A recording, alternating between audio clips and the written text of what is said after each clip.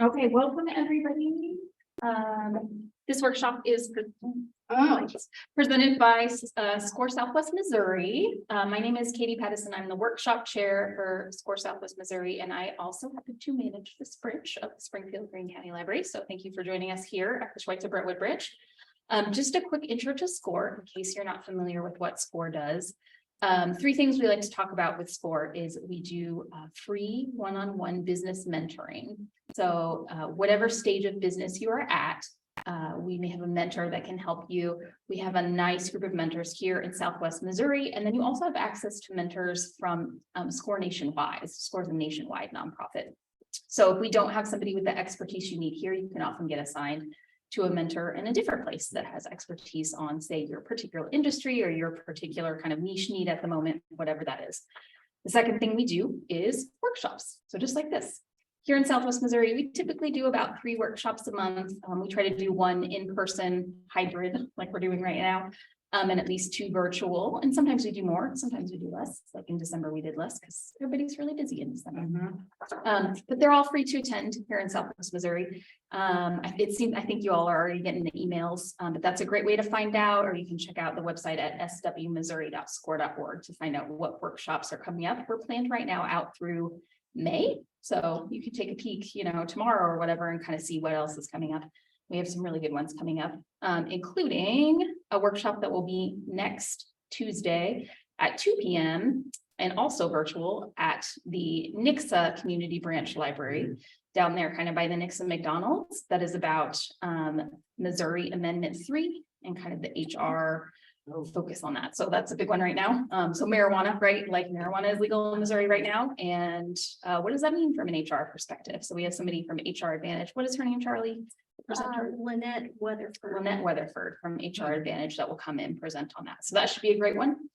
And then the last thing to remember that SCORE does is there are some amazing resources and templates on the SCORE website. So if you need to write a business plan or a marketing plan, or you need to do some financial projections, really great tools that are free to access right there on the SCORE website at score.org. So that is what I want to tell you about SCORE, and I will turn it over to our presenter, Cassie Belts. Hello. Okay, I'm going to tack on to her because she didn't talk about the E3 Women's Conference, which is actually how I met Katie. I co-chaired last year for the conference. I don't know if you, you were there.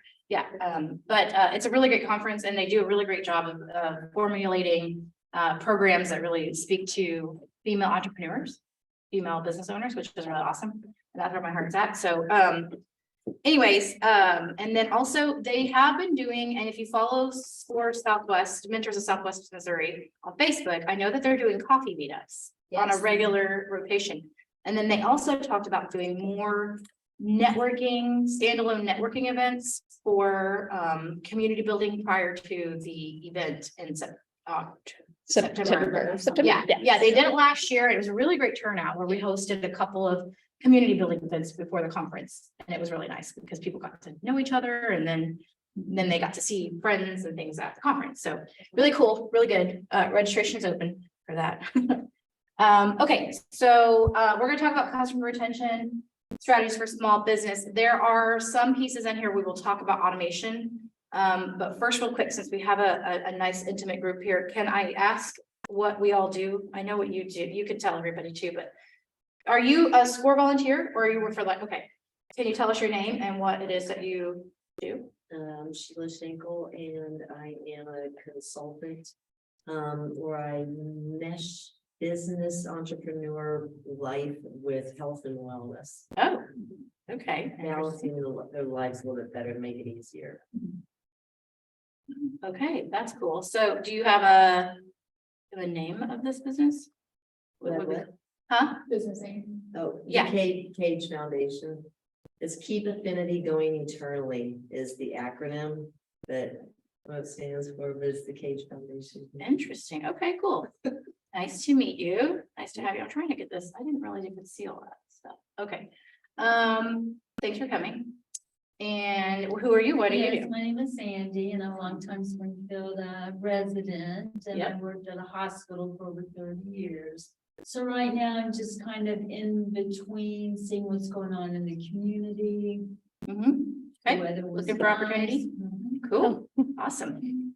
Awesome. Did you retire from? Yes, Congratulations. That's huge. Big deal. well, Awesome. not really in this economy, so. Oh, well, yeah, sorry. Yeah. Good job. Not, Good point. not a good. So now you're here trying to figure out what you're gonna do next. Is that what you're Yeah, doing? Okay, cool. Awesome. You wanna tell us who you are and what you do? I'm Caroline Magnus. I'm a holistic health coach as well, or kind of in that health and wellness field. Knew that industry, kind of started this business about a year ago now. And my business is called Finding Health Wellness, and I primarily work with women with autoimmune PTSD conditions. My previous career before that was interior design. Ooh, she's organized. Awesome.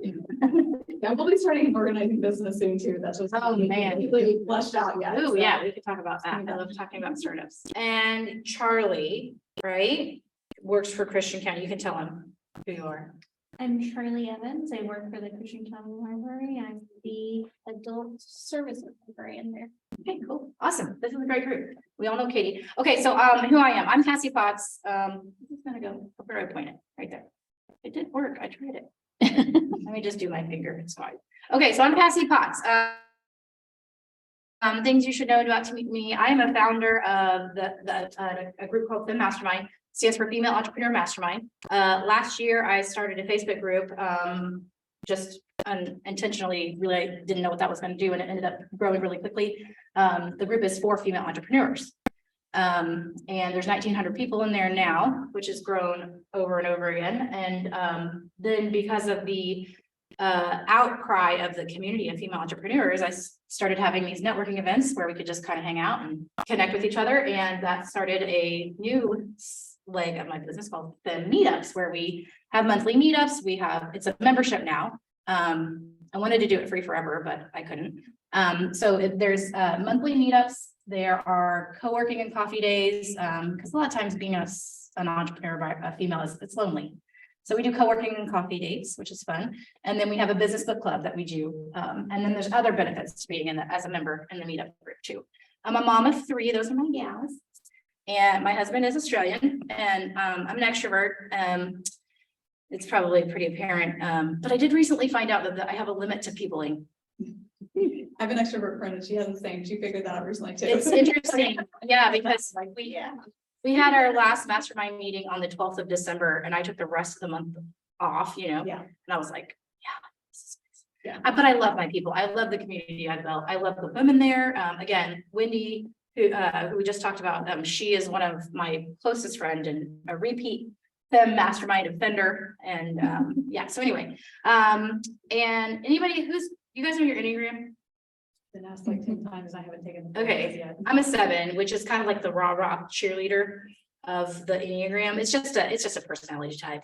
I do love business marketing. I love talking about growth and strategy, and I'm a community builder, which I just talked about. So part of my business, well, all of it is based on customer relationships and retention. So that's why I felt like, well, this is easy for me. Oh, there we go. Now it works. Okay, so think about this. What keeps you going back to an establishment? And let's think about local, like small business places, not like Walmart or things we have to have like Target, but like small businesses that you repeat offend over and over again. What is it, do you think? Is there just off the top of your head, like, what do you think? Why do you keep going back? It could be restaurants or dry cleaning or, I don't know, car washes, whatever. Any ideas? Don't be well, I shy. can just say I'm a loyal customer, Mama Jean's. I'm there a couple, 3 times a week. Mhm. I was there yesterday and today. I zip in for the deli. I sit down, I relax, look out the window, Yeah, gather my thoughts, and I'm on my way. So love it. What do you think you go there? why? Yeah, why do you think you go there? Because it's convenient, it's easy, it's affordable, it's Yeah. easy.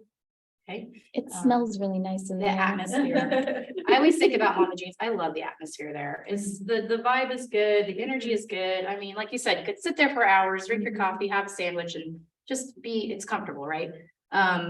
Anybody else have any ideas of why you go places and repeat? What you got? I go to Mama Jean's for the same reason. Yeah? Because it's been a family business in this community and it's not like franchised anywhere else. Okay, So I've supporting known- small. I've known the ladies, Susie and Diane, forever and watched these stores grow, and my boys, when they were teenagers, worked there for, their first job. Yeah, you got real connection there. Yeah, we just really serious long connections. Yeah. I used to be one of the therapists that people that worked there used to come to. Interesting. So 'cause I took their insurance, and so we just had a really tight.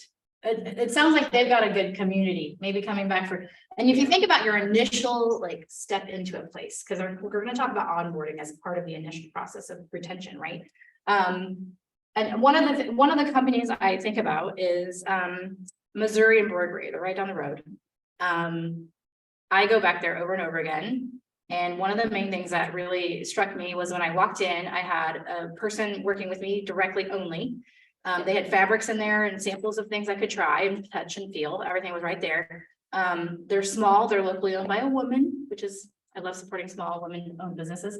And I can text them an order, the convenience, a lot of things, there's lots of things, but initially walking in, I really loved that I could touch the things I wanted to buy before ordering them out of a catalog. And the gal talked to me about what I wanted, and it was just very personalized. So they really won me over with the customer service. Customer service is huge. And it really, this is what I want to talk about. It starts at the beginning. So if you think about retention, everybody thinks, oh, how do I keep these people who finally just showed up here? We're not talking about that. You need to start thinking about your retention model when they come into your space, whether it be on your Facebook page, whether it be on your website. It's very much about providing an experience, and it has to be a good one.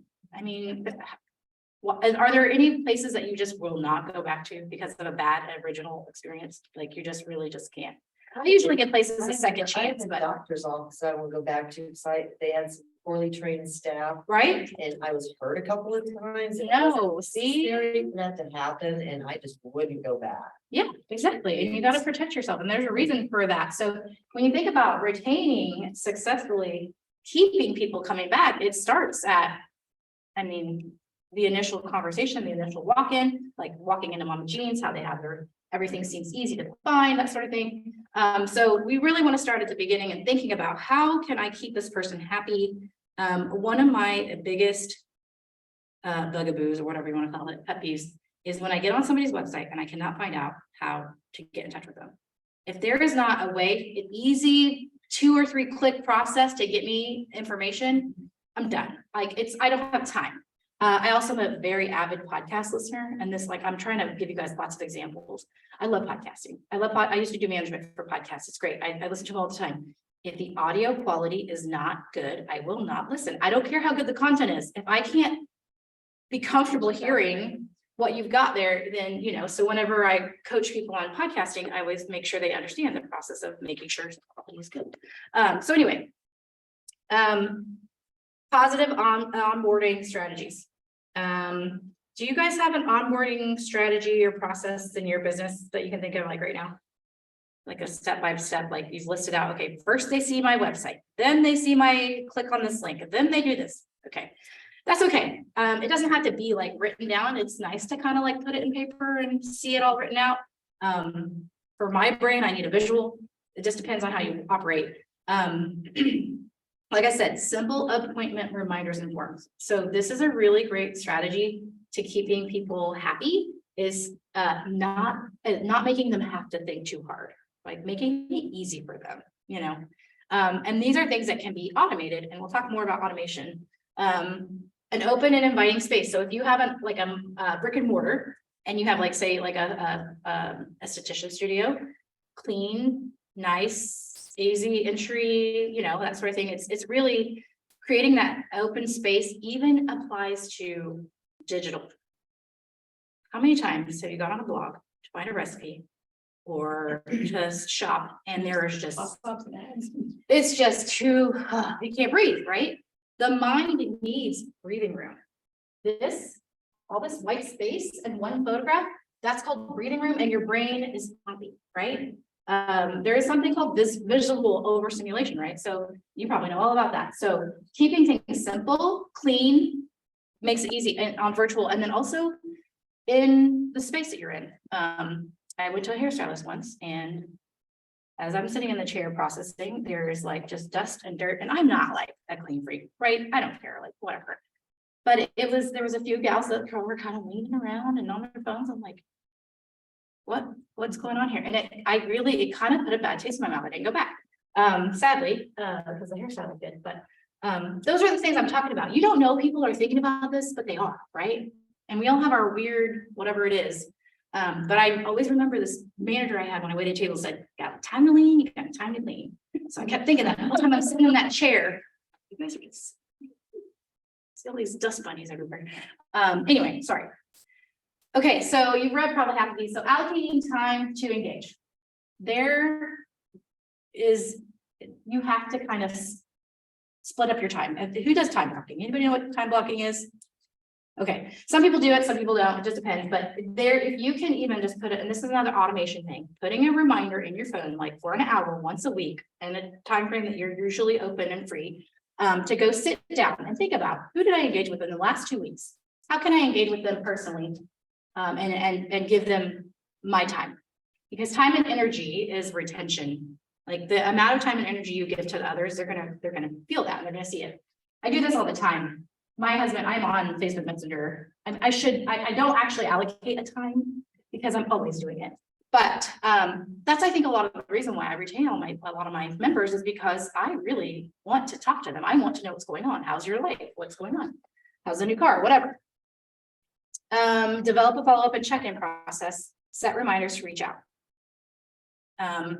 So I'm trying to think of good examples for your specific businesses. Do you have any kind of follow-up process? What do you do? I do, so, you know, kind of all this so far, I have a schedule, a free call on my homepage, on my website. I've got onboarding forms that are both digital and if they want a paper and handwrite them, I've got that option too. The only thing I found lately, I sent that to someone last week, and I guess she was trying to fill it out on my website, but my website, it's such a long form, she was like going to other browser tabs and it was clearing it out, so I may need to send her a Google Doc to try this time, but yeah, so I'll probably have some change to do with that. Yeah, my website, my blog does have a lot of pop-ups, a lot of white space. And then following on checkup. I don't have enough clients coming in yet to really have a strict system on that. So it's just kind of like me kind of just keep. You probably, yeah, I'll right. figure that system down the road. I'll probably have more automations and things like that. Yeah. Well, and this is another thing that you could do that could be automated, like after your call, like you could set it up. I mean, there's systems that can do this and it sounds scary. But even if it's not like a system and a workflow that you want to mess with, because I am not a process person, the systems and like putting things together, that just makes my head explode. So I hire that out, or I just make it simple for myself and I set a calendar reminder on my phone, because that's the only way it's going to get done. It's a great way to keep, you know, that positive energy going back and forth through the clients. When Wendy and I were talking, and I wanted to bring this up because when I did this presentation for the mastermind group, she is a hot rod in regards to her automation system. Her esthetician system that she uses, her system for her studio, it has, I mean, it basically has all those things that she can set those triggers, and it is seamless. I mean, I'm a client of hers, and so whenever I'm done with the service at her place, like, you know, if I don't schedule, she can click a button and then remind me in a week or 2 weeks or whatever. And it's but that's an entire system, and you know, it depends on how much effort you really want to put into that automation piece. There's simple ways to do it, and then there's a whole process to do it. And if you're not a process person, just hire it out. Just don't hurt yourself. Just let somebody else do it. Pay somebody for a project if you can. Just let them do it. Okay. We kind of talked about this already, but personalized client experiences, which most of it sounds like your businesses, the ones they're going to be personalized mostly anyway. They're not the same. Your clients are going to want different things. I mean, they're coming to you for the same reason most of the time, maybe a little bit in the same genre, but giving them an opportunity to create and tailor that experience to them as much as possible, that's going to keep them coming back because it shows that you really care, right? Oh, and I said within reason, of course. Like sometimes you can't tailor everything, which is sad because I have times where I really wish I could do that, but it complicates things. For example, tailoring pricing. Okay, that's one big thing that I messed up at the beginning of my business is I had the pricing out, and then I had a payment option, and this way, you know, there was one main pay in full, and then there was a payment option. And I have people who are interested in working with me and getting on into the group, but they needed special payment plan, and that's fine for one or two. But it seemed to be a lot. And so managing all those different pricing levels and giving it to my VA and stuff, it kind of really got messy. So I've been trying to simplify that. And tailor, not be so tailored, and that's what I'm saying, within reason, of course, because tailoring it sometimes can cause you more work in the end. So So just, when you're saying you're messaging everyone, I was like, yeah, my last design business, I got doing that too much to where like I was getting paid so little per hour in the end because, right, yeah. because because you're online all the time. There is a good way to set boundaries for that, but okay, so building trust is the number one thing too. So you went to this hospital and this doctor and you don't trust me, right? You're out. If you're building trust, and even if you mess up, like, and you own it and you make it right, that's a good way to build trust. Like, okay, this person isn't just, I'm not just some number, I'm not some cog in the wheel. This person really cares about me and they want to make sure it's right. And even at a restaurant, you can tell when people actually care. Ways to build trust is being consistent. And I really fail at this in my social media right now. I'm working on that. But being consistent in pretty much in any avenue. So like, and I want to mention this because trust is built based on consistency, even with your colors, your brand appearance.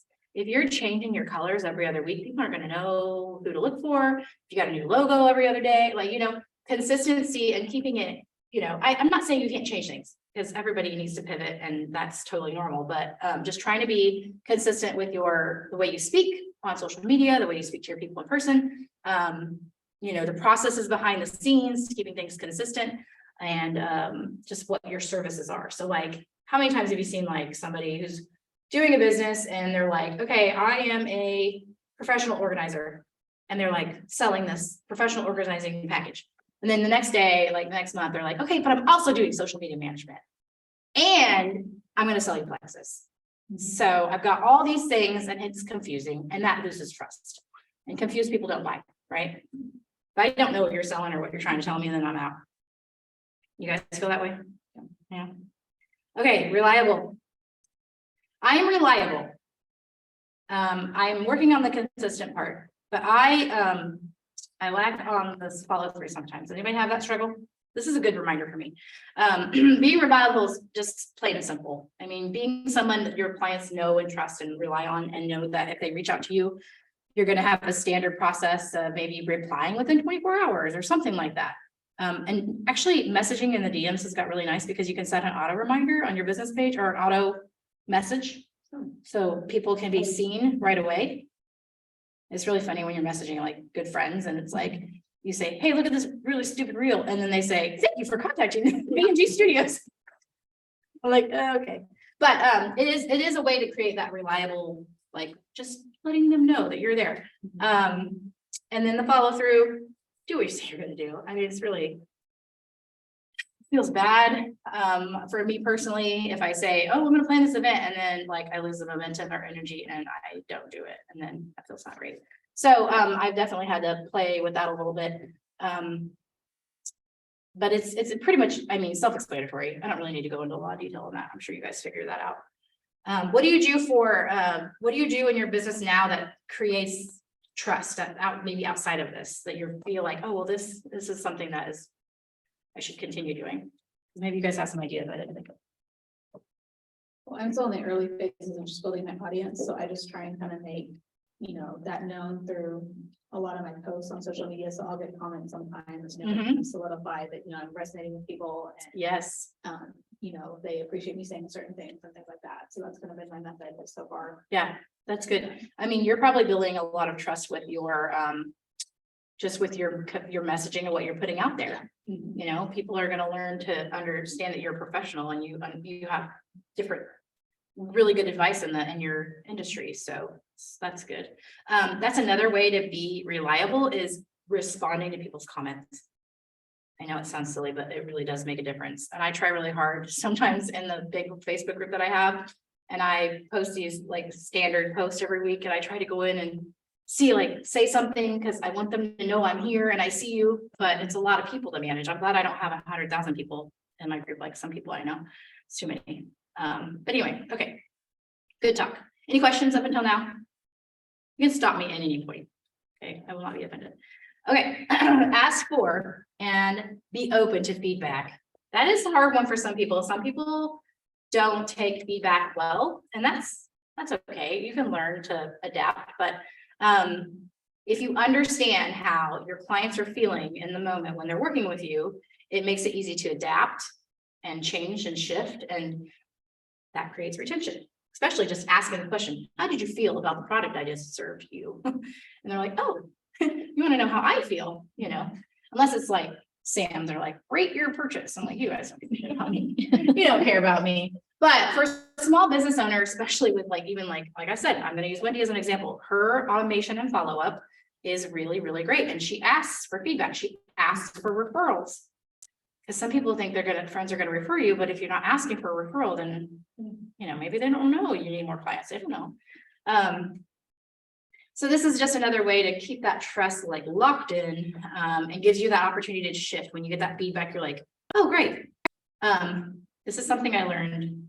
I didn't say this earlier, but I worked at Great Game. Does anybody know what Great Game is? The Great Game of Business? SRC. Who knows what SRC is?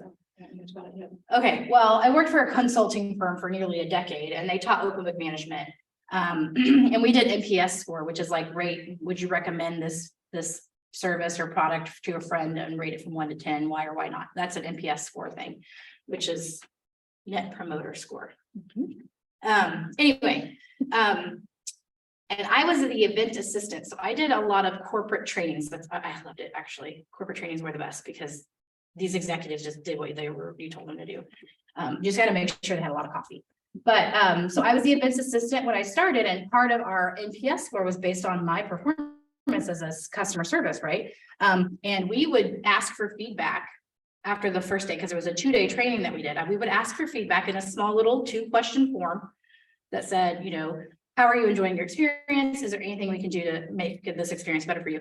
And I'm telling you what, if somebody asks me for lemons or a blanket or anything like that, like temperature control, whatever, you better believe that it was there the next day, because I had an opportunity to shift quickly and make that experience for those people. I just blow them out of the water with our customer service, right? And had I not asked that question, I wouldn't have known. We wouldn't have known how to shift quickly. So that's a big key that you can do.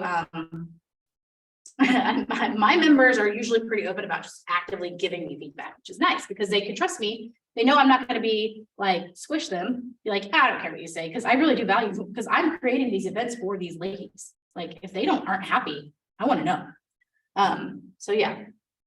Oh yeah, and it continues to create that better client experience and bring in more clients over and over again. And yeah. So ways to ask for feedback, pretty simple. This can also be automated in a system, even if the system is a reminder in your phone. Send the feedback form 2 weeks later, put it in your phone. Doesn't have to be complicated. And some of those SaaS, software as a service, you know, the ones that you get, like there's Honeybook and Dubsado and all these big systems on, some of those make it really easy to do. Some of them make it very complicated, but even if your system and just starting out is setting a reminder in your calendar to respond to these people and ask for feedback, then that's good enough. Social media is always a good way to do that. Be careful.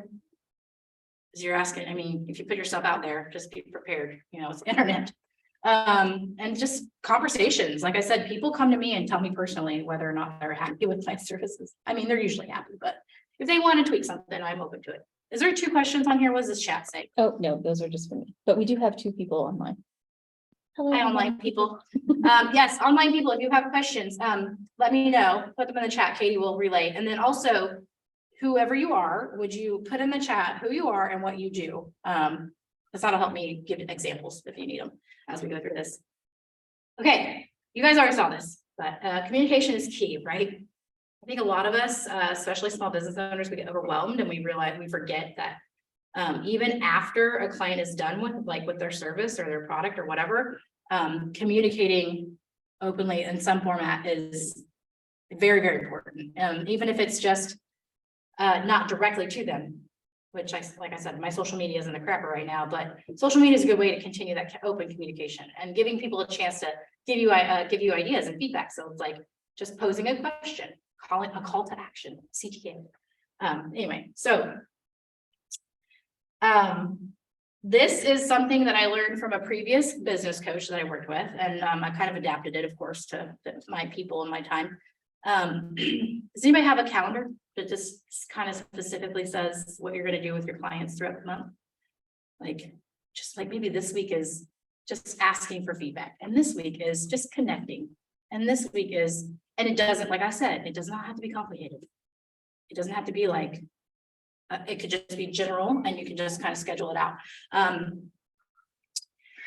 It does just helps maintain that consistent communication, right? My last business, like every Friday, I kind of towards the end of that business, I kind of tried to kind of make a note of checking with clients. I mean, I had clients, this project would, last for months on end. So just kind of checking with them, here's the updates this week, if we hadn't already talked, and here's how the project's going. Even if they don't ask for it, right? Yeah. I used to book a lot of these executives at the DoubleTree, and the team over there, D King was the director of sales or something, I think, when I was working with her. And she was wonderful. She's trained her team to respond to me, even if they didn't have time to actually respond to me. So, and I love that because now we have read receipts on our phones, which is fine, but not an email, always. And so when I sent a reservation over, I want to make sure that they got it, and they would just say, we see your email, we'll like just quick, got your email, I'll give you a confirmation shortly, whatever. It doesn't have to be anything fancy. I'm just like the nod that yes, I see you. And that is huge. That's huge. Great customer service, and that's huge. Can be just a communication. Okay, so we talked about like what works for you. People get really bogged down with all these, like, you have to do it a certain way. And I have ADHD, so I have to modify everything for my own brain. And I'm learning that I'm really good at it as an adult, and I wish I would have known as a child, but it just doesn't have to be what Pinterest says or what a specific coach says. And even I work, really good business coaches will give you their formula and say, will this work for you? If not, let's automate, let's modify it. So when you create this calendar, and I had a template that I can send out. I can send to you. I don't know if you want to share it with everybody, but you can just check and update it as you go. You could add a reminder in your calendar to check it regularly. When you're communicating with people, I love this line, don't always pitch. Okay? You already know that probably. That's a sales thing. Don't always just, I feel bad because there's some people I'm always like, I just need something from you. Like my dad, I just need car help. I don't really want to talk to you. I just need you to tell me how to fix this thing on my car. So I try really hard to like reach out with a reason. And sometimes that really helps to create that communication and that trust and that retention. And of course, adjust as you receive that feedback. So the calendar, actually, I don't know. Let me see. I had it. Don't look at everything. Close your eyes. I had it open. Sorry. Man, this big. Okay, so this is a very, you can't, it's probably too small. Sorry, I can zoom in. This is something that is for coaches, but it can be adapted to anybody. This is a client tracker, and we'll talk a little bit more about this, but it's also can be this work for a calendar of how you're going to communicate, because you can add, well, I had payments in here, like to track their payments, but also you could, next steps, wrap up note, testimony requested. You could put the idea is to add the dates when these things happen. And just keep it, this is for current clients. And then I had one that really works for past clients, just to like keep a list of people who may not be working with you, but you may still want to continue communicating with. Because they may be potentially somebody you want to work with again. Okay. But that's the template I was talking about that you could share. Yeah, awesome. I have that in the meetup group. They get access to those things. Okay, don't look. Okay, there you go. This thing, this feature right here, where you can 3 fingers out and see everything that's open, is the most best thing, and that's why I have a Mac. Okay. Let's I can present. finally do that on Windows. I don't use it very often, but I think there's a way. Can you? Uh-huh. Man, Windows is just as day late and $1 short on everything. That's okay. That's okay. My husband's straight. He does not like Macs. He likes PCs, but it's okay. We're still married. If you have any other questions about any of that, it seems very like, I mean, elementary, but even just having these communication like these, it helps to remind you. I mean, because sometimes we get out of the groove, and even if you pick up 2 or 3 of these little things, it's going to help your retention. You don't have to do all of it. Seems overwhelming. Okay, here we go. Tips for retention. Make a plan, stick to it as much as possible. There's always flexibility built in if you need it. It's okay. Automate whatever you can. Like I said, if you already have a system and you can automate, do that. If you need to, if you're willing to create a system like on the back end to do that. If you just want to set calendar reminders in your phone right now, that's totally fine. But having some sort of like system that you can automate and just make it easy, because we're not supposed to remember everything. Our brains aren't built that way, right? Right? My ADHD begs to differ. Okay, apologize and make it right when you make a mistake. Simple. I mean, I know I've made mistakes a lot, and it's okay to say sorry. I just had the conversation with my kid, my 7-year-old the other day. Make all aspects of the interaction convenient. You were talking about your form. My heart breaks for you because I signed up with a new coach and the form she had was like a lot, which is fine. I mean, she was really great. I see it from both ways. Like, she's very intentional. She wants to understand what I'm doing in my business so she can help me, right? That's great. I expect everything to autosave. Everything. Yeah. And the system she uses was not that. Did not autosave. And I filled out like paragraphs worth of like questions, and I clicked on another window and it crashed. And it was gone. Yeah. And I was like, okay, I almost don't want to do this anymore. Yeah. This is ridiculous. Just forget it. But I did it. And I told her, I was like, she's like, I'm actually in connection with the lady who does the software. I should ask her about that. And I'm like, yes, you should. And that's feedback that actual owner of this business could take, because I'm sure I'm not the only one. Yeah. And Sorry. somebody else Yeah, probably but walked that's why away, people right? that have had no problems, or they just fill out a PDF in their Adobe software, or they, handwrite it. One guy, I just called and got the information that way, so. But yeah, when you said that, I was like, okay, let me go back to job form, see if job form gives me that option, since I started to look at that a while back, and stopped for a couple of reasons. Yeah, I mean, not all those systems and forms are perfect. I don't know. I feel like, But I'm giving her supplement advice, so I'm like, I really need to know more of your health history, so I can tell you. oh, yeah. Exactly what's best for you here, so otherwise I wouldn't have had her fill all of that out necessarily, but I'm like, I really kind of need. I totally get the point. I know why you need the information. Yeah. And I get it. But like, I'd hate for somebody to walk away because of the system that failed. Well, it didn't fail, but. So like I said, Days to get their information either, so I want to even streamline it more on my end, more people I get coming in, I just want to be able to just get that back from them more quickly, have it be easy for both of us, and. Yeah, I just finally got a system. I'm using Dubsado, which sends like a contract.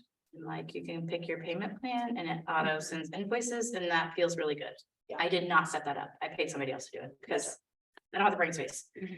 It was worth it because it'll last forever, I mean, well, not forever, but I can easily modify it if I need to. So, that convenient part, man. I get you. If it's not convenient to work with you, that's a problem. You need to assess that. But anyway, be intentional, show your gratitude. Oh my gosh, my financial advisor, she sends me a card for everything. Like snail mail, everything. It's Stacey Davis. She sends me a card. Does anyone know Stacey Davis? She's a financial person in Nixa. She's wonderful and she is on it. Now, granted, it's just like a standard card. It says Stacey Davis on it. That's it. But she's great. And it's just like every time, I mean, that gratitude, like thank you or happy birthday or whatever. It's I could tell she's really into it, but. So may I ask? Sure. So when you find that in your mailbox, what's your first thought? Well, usually I know it's from her. I'm like, oh, okay. But I mean, I just want to see what it is. Is it an envelope with a stamp on it? Oh, yeah, usually. It's usually a handwritten card. Sometimes there's more in it, but I give presents, small gifts, usually logo wear or logo items to my speakers, because in my mastermind group, I'm a facilitator. I don't speak always. And anybody who comes to do anything for me, I usually try to give them like a small notebook or like a something of gratitude, like, thank you for coming. I'm so glad you were here. Like, you know, it could be anything and it's, but the getting the cards and stuff, I think it's fine. I think it's great. I mean, the fact that they took the time and energy to do it, whether I really receive it, like they maybe don't, they probably expect me to receive like, oh my gosh, thank you, card. But I mean, the fact that the time and energy it takes to do that is powerful for me. So I just appreciate that because she didn't have to do it. Okay. Ask for referrals. This is another thing. If you don't ask for them, you're not going to get them. People don't know. And asking for them is as simple as, hey, you know, if you've enjoyed what we did together, this service, just let me know. If you have anybody that you might want to send my way, just let me know. And sometimes I don't ever ask people to send me names and numbers because that just seems like but I'm just thinking, you know, if you have any referrals, let me know. It doesn't have to be anything formulated or structured. The programs are cool too, though. Like I have a referral program that seems to be working okay, but does anybody else have a referral program? You guys know what? No? Do you ask for referrals actively? Not as active as I should. So I've Yeah, got a couple of coaches that I work with that do that. They're kind of always reminding me to do that. So Yeah. I'm mentioning that sort of topic. right. You know, and it's like it should all over ourselves with like all the things we should be doing. Yeah. But just pick up the pieces that you can do, and eventually, you know, when we make the big bucks, we can hire or pay somebody. Write a handwritten card for me. It's really intentional. No, just teasing. Okay. Keep it simple. I just said that just do what you can with what you have, and that's totally acceptable. Like I said, some people get bogged down with the thought that they have to do everything all right now. And it's not. I mean, I'm not doing any social media other than my Facebook group. I'll hang out in there all day long. But you know what I found? I like hanging out in there because it's all my friends. Like all the people who they actively join this group. So they're there because they want to be there. Yeah. So I feel like it's so much easier for me to like post whatever I want in there and not feel like anybody's gonna like slaughter me virtually. But anyway, keep it simple. Oh yeah, this is a plan. Like this is a simple plan. I thought maybe I could throw out there. So you could pick one pre-client strategy idea, which kind of talked about like space and website development, design. All those are pre-client strategies. Pick one of the onboarding strategies or ideas we talked about. I don't know if you want to share this presentation, you can. So pick one onboarding strategy, whether it's a simple form or an auto saving form or something like that, where it's like current, like during the onboarding idea or strategy or process. And then pick one strategy to do while they're your active client, like something you could do actively during working with them, or, you know, like even like at Missouri Embroidery, like one thing they could do while working with somebody is to maybe ask them how they're feeling about the process, like making sure they're comfortable just in the moment. Are you just want to check base? Is everybody cool? And then that's like just a client retention because they're showing emotion or they're showing energy and they're giving you that space to be like, I don't really love this, you know? They're giving you time to stop and say, hey, and then pick one post engagement client or strategy. So when you're done working with them, maybe it's 2 weeks after we're done, I send them a referral link or feedback link. Actually, feedback should be done quicker than that, but just one. It doesn't have to be all of them. It doesn't have to be like everything that we talked about, but just one that makes you feel like, okay, I could do this with every client. Oh yeah, questions? No, okay. Oh, the end. Here we go, done. So again, like I said, I missed. You didn't stop me and tell me about. Oh, Annie introduced herself. Annie who? Annie, No. Annie's Annie. last name is Woodcock. Annie owns a cleaning business centered around homes and non-toxic cleaning products that she puts together herself. Okay. And the other person's Justin. You know Justin. Justin. Okay. Hi guys. Sorry. I meant to do that. You should see. I just got straight and focused, but there was a lot of those examples that could totally be applied to a cleaning service business or Justin. Yeah, you could apply a lot of that stuff too. Anybody have any thoughts or ideas or conversation you want to have about this topic? I finished a little bit early. Is that okay? I have a question. I know my business is a little different because it's a library and my business. And I mean,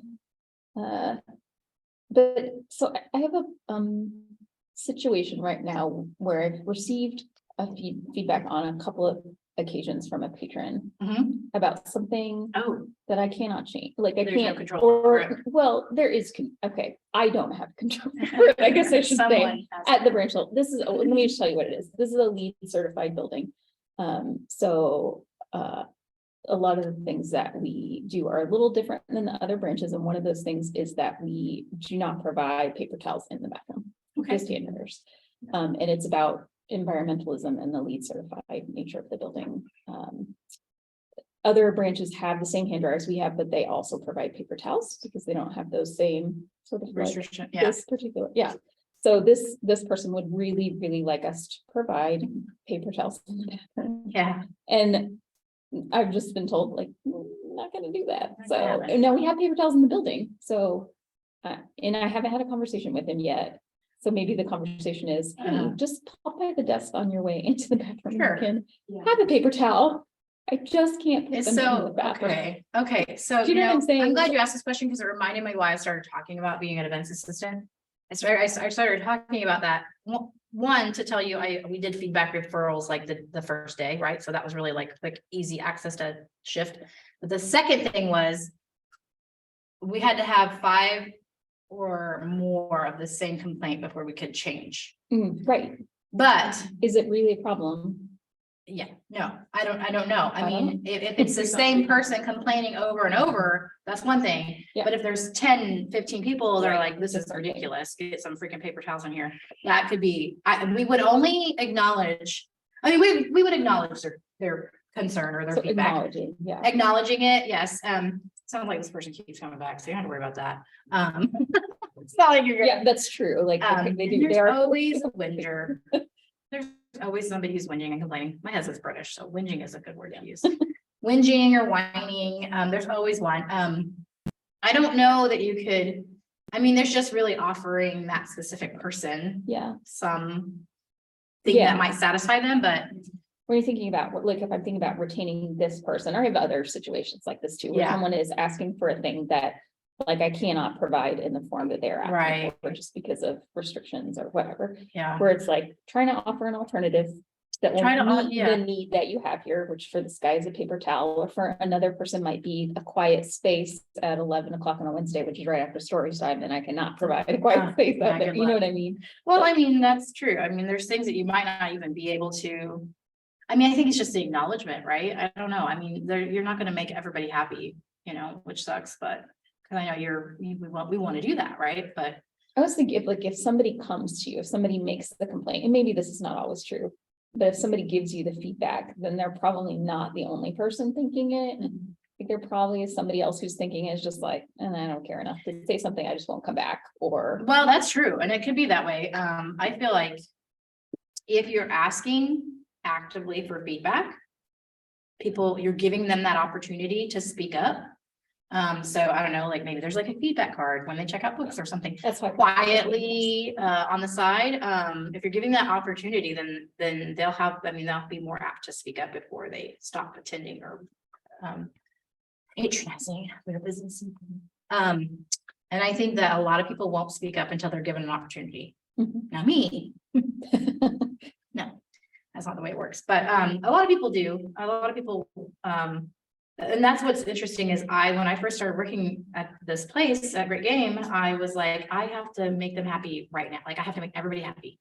And so I would bring this up after our event and I'd be like, oh, this person said this. And they're like, okay, but we can't. I was like, we need to do all these changes right now. But that's when we implemented like the 5. I think it was 3 and then we moved it up to 5. Just based on whatever it was, I don't remember. But yeah, so it was like a 5-point rule where, if that was happening multiple times, these were all different groups. I mean, you're having different people come in all the time. Right. So if there's. But you different could say people- something like, if I heard this, 3 times in 6 months, it's Yeah. probably a thing. Yeah, It's sure. like- Yeah. Maybe set some parameters like that, like we did. You could set some parameters that make you feel comfortable, like, okay, if this is continuing to be an issue, then, but if it's the same. You've had conversations and you've said, and you've explained, and you've given opportunity for alternatives, then. It's just, Well, I Maybe you haven't. Get bamboo paper towels. Yeah, well, that's, that maybe that's the thing, like you look into something It that's. isn't fair. I'd like to say something. I mean, you might parallel with, say, we're really busy right now, finding brand new books to put on our shelves and Yeah. putting our DVDs back. Can you go away? You know what I'm saying? That's petty. Mhm. You know, if you can say it in a really nice way to say, that's really a petty complaint, considering what we do for the community. You could just say, the library station offers paper towels. Yeah. Oh, he knows. Cause he told me. Honestly, maybe he just wants to The talk to library you. center. Well, that's true. He And might that's, just like you. sometimes it is that. He may not have any Sometimes other. somebody just wants to talk. Taking it serious, but that's like. Okay. All the new books, Careful. you libraries. It's a slippery slope. I don't want you to go too far into that hole of trying to Yeah. please. the For me, I Winchers. should probably say, yeah, if you want some, just come to the desk and grab it. Yeah, And cause then it if you get seems more like people that asking you, meets then his kinda need. fit enough. Yeah. But like, doesn't require us to like invest in a bunch of stuff that he's the only person that wants it. Well, and like you said, you can't, like, your hands are tied. Yeah. And maybe you say, like, man, I really get it. I like a paper towel. I would love a paper towel. My hands are tied, man. Yeah. Like, I can't do anything for you. Yeah. I like, thanks for hanging out with us, but nicely, like she said, nicely, be like, Yeah. I'd love to bring every need to the surface for you, but I can't.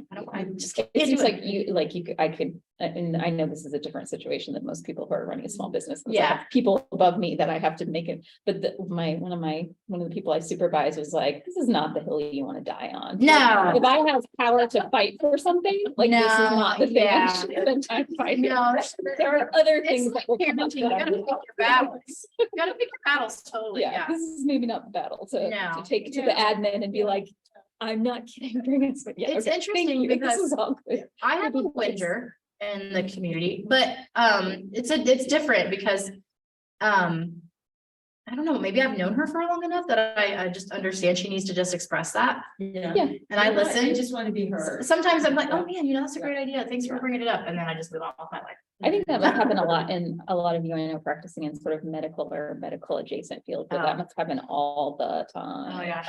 We're just immune to it. I started in the medical field actually when I was 16 and you just but the patient comes first. Yeah. You know, you just embedded, the patient come and you just you do your best. Was I good to the patient? Yes, I was. And then you just move on. Mhm. Yeah. And that's all you can do. And I know that whenever we were talking about automation and stuff, that was kind of what the presentation was supposed to be about. And I love automation, don't get me wrong, but I also feel like people it can bog you down. Yeah. Yeah. And I like a little bit of flexibility for just brain space. So So I'm looking at just like some couple of email sequences when people like come to my website or sign up from email list or download my ebooks, just a couple automations there right now is kind of my first step at some point. simple. And I think a lot of people don't realize that the retention process starts Mm-hmm. with the first experience. Yeah. I mean, what do they say? Don't judge a book by its cover, but like, what's that first impressions count or whatever matter? They do. I mean, sadly, it's, anyway, okay, I'm finished, but thank you for coming. Thank you for being here. Thank Thank you for listening. Thanks for having me. Yeah. Done.